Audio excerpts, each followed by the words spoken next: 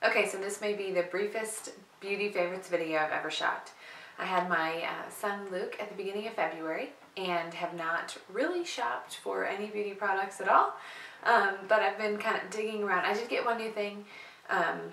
Well, I tried a couple new things probably in January, so I thought I would just throw those into this month. So let's go ahead and jump into it while the babies are quiet. So a new mascara I was excited to try was the Benefit Roller Lash. This is a little test, not tester, but a little sample size that I got in my February Birchbox. Everything else in that Birchbox was a dud. I don't know what is going on, but I've been really unhappy with my Birchboxes lately. I don't know if they've just kind of gone through all the products that I'm interested in and they're struggling to find new things.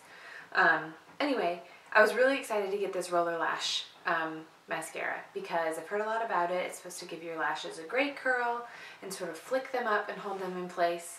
I do not like Benefit's They're Real mascara, which was this hugely popular mascara in the last year or so.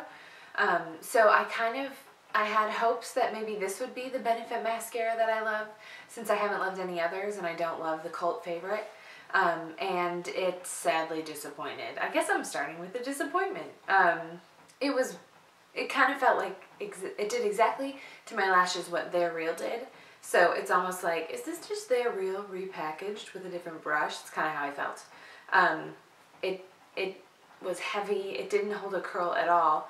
I guess it defined my lashes, but it felt too wet, and the brush wasn't anything to write home about either. I feel like they made a big deal about the brush, and it kind of seemed like a normal brush to me. So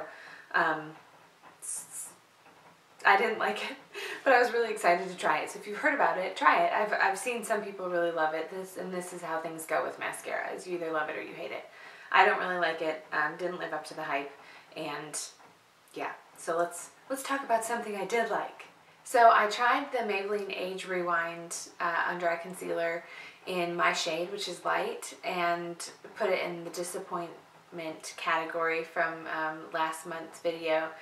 And many people suggested that I try the brightener. So this is the, what is the shade? It's the brightener shade, that's all that it is. So it's got like a faint pink hue to it. The perk of it being a little bit pink is it counteracts the deep purple or blue that can make your under eye circles look really, really dark. So I was really excited to try it. I didn't mind the texture of the under eye concealer. I just didn't find that it gave me a lot of coverage. So I was like, well, I'll give this a shot and then just put concealer over top of this. It's awesome.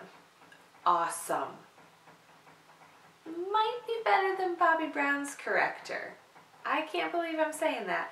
But Bobbi Brown's corrector is a little bit thicker, and you kind of need to play around with it to get the right consistency. This is both cheaper and thinner, so it kind of goes on and it doesn't feel like a second layer of product when you're putting concealer over top of it.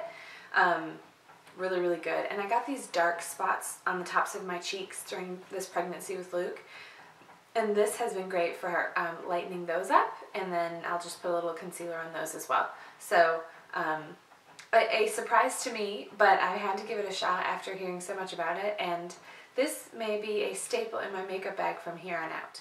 I did a post recently on cream eyeshadows because those are so quick and easy to apply just with your finger. You can just swipe it on and you get a little bit of shimmer usually, and you don't have to worry about contouring and adding like the darker shade in the crease, and it's just kind of easy. And there's been a couple times that I've wanted to sort of pull myself together for the day with the boys, and I only have a limited amount of time, so I always grab my cream shadow. And between the Benefit ones that I have, which are Birthday Suit and No Pressure, do I have a third? I can't remember. No Pressure has been my go-to. It's a really really pretty dark shade, but it doesn't wear as dark as it looks in the container. And I have a blog post that I swatched a bunch of the cream shadows that I have on, so you can see what they look like against my skin tone. I'll include a link to that below this video in the blog post and in the info box if you're watching this on YouTube, because there's a handful of great cream eyeshadows that are worth looking into, both drugstore brand and Benefit, like high-end and MAC. Anyway, this has been a go-to for like, I want a little bit of definition on my eyes, but I don't want to worry about, you know, putting it on and perfecting it and all that. I just want to smear it on with my fingers and be done. So I usually use my middle fingers to put it on, and then either my pointer or ring fingers to sort of soften out the line between the cream eyeshadow and my brow bone.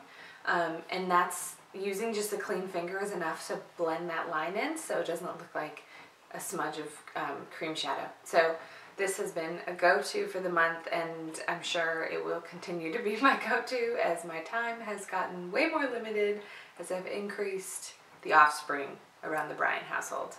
Well, I try not to be a Debbie Downer, but I guess I started this video with a disappointing product and I'm ending it with a disappointing product. That little sample section at Sephora always sucks me in because I'm like, oh, it's sample size, but they're not even all that cheap. Like, you could easily find something for 15 or 20 bucks in there, and it's like, what? Like, I could get a full-size liner up, you know, in another part of the store, but something about it being small and by the register is like, oh yeah, I definitely need to buy this. I grabbed the Triple Sec 3-in-1 dry shampoo texturizer. It says it texturizes, amplifies, and refreshes. So it's supposed to do all three of these things. You can see I just got the little sample size, and I hated it. I really want to like Drybar products. In fact, I even gave their their shower cap a chance because I heard good things about it. I thought it was terrible. So Drybar products just haven't lived up to the hype for me either. I haven't tried any of their tools, but I've tried a handful of their products because the packaging is cute, and I just like trying new things. So I've tried it and been disappointed. This has a really strong smell to me, and it just kind of made my hair feel really heavy. And you can run into that with texturizers. You got to find the right balance of it leaving texture on your hair without adding weight to your hair. And there's texturizers that fall in like the waxy category, and then there's texturizers that fall in more of like the drier hairspray. So, and that's just, hair these days is just texturized. That's the look that everyone's going for. So there's just a huge number of texturizers on the market. So this fell into the drier, strong smelling, heavy category. It's just not even worth it. I'm not even going to talk more about it because just don't try it. My favorite texturizer, I've mentioned this 1,000 times, but in case you haven't caught it on any of my blog posts, is the Amica, I'm not sure how to say it, Undone texture spray. Oh, it's like the perfect combination of texture, a little bit of lightness and airiness, and barely any hold. Like, you're not going to get hold like you would from a hairspray, but it gives your hair enough grit to where it isn't like smooth and silky. So if you haven't tried that Amica one, don't bother with this. If this is peering at you at that Sephora sample section, just blow right past it. I'm sure it was like 15 bucks anyway, for this tiny little bottle. I actually don't know how much I can't remember how much it was, but not good. Don't bother. Alright, so that's all I've got.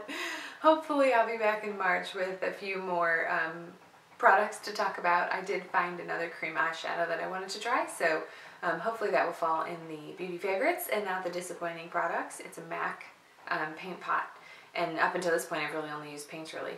I do hope you enjoyed this brief little favorites video. I just wanted to pop in and kind of do something normal like I have done in the past, even though I'm technically on maternity leave.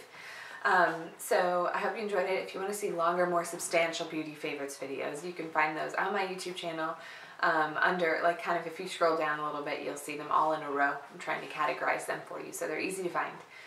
So I will see you in the video next month, and thanks for watching.